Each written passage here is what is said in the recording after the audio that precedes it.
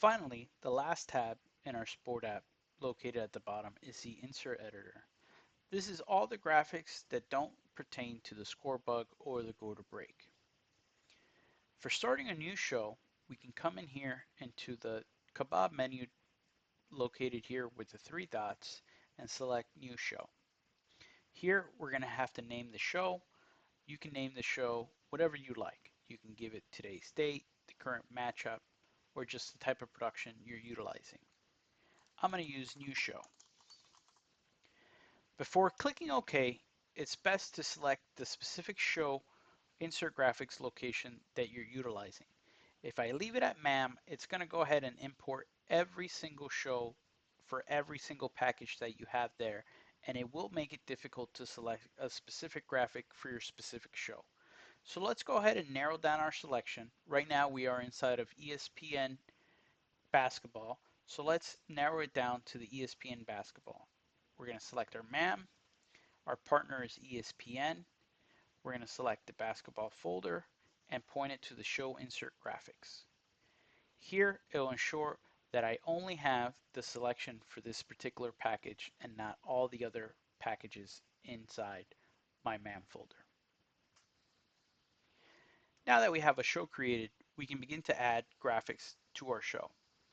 It's best to use a support document to locate each of the graphics that you're going to be utilizing in your show. In this case, we're going to start with a player lower third, such as 9,000. We're going to come here, hit the plus icon, and look for the 9,000 graphic in our drop-down. We can decide to use a custom description, or we can let the graphic auto-populate that description based on the information in the graphic. For the custom description, we can use this toggle and type in player lower third and give it a unique call-up number. This call-up number we can use later on in this section above so that we can call up that graphic more quickly. Once we have the graphic inside our graphics column here, I'm going to go ahead and send it to preview so we can see what we're looking at as we built the graphic. In this case, it's a player graphic, so we can select a player from our roster. We can select what team that player belongs to, so the visiting team, and now we have a visiting team roster. When we select that player, it's going to auto-populate all the information that's set to automatically populate, such as our colors, logos, and player information. Below that, we have some manual entry fields, such as header text. We can begin to type in a header information, drop line information, and a message below that.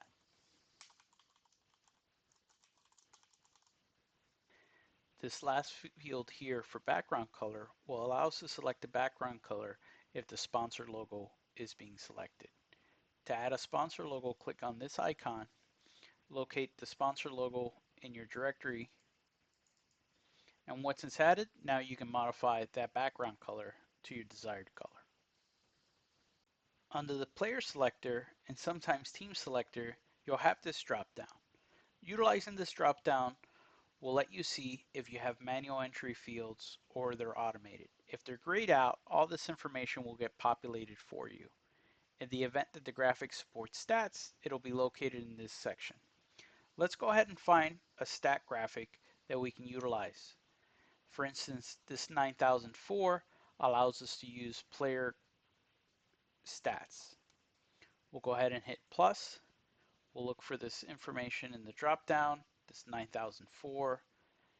We'll type in a manual entry here for a description, player lower third stat.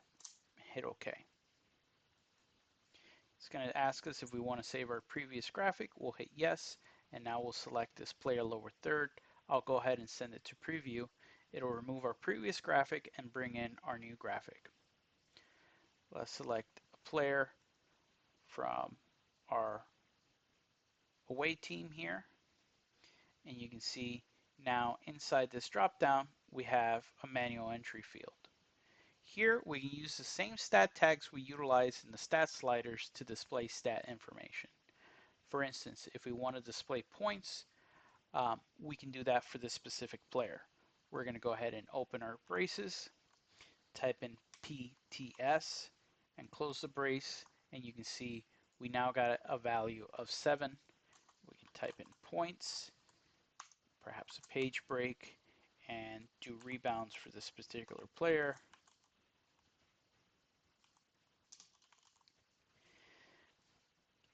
And so on and so forth. We can add as many stats that will allow us to fit in the text size given. For team stats, it works the same way. We'll come here and locate a team stat lower third, such as this 9006, add it to our show,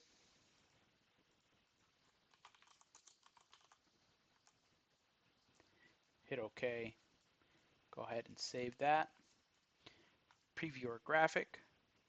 We'll go ahead and select the home team this time.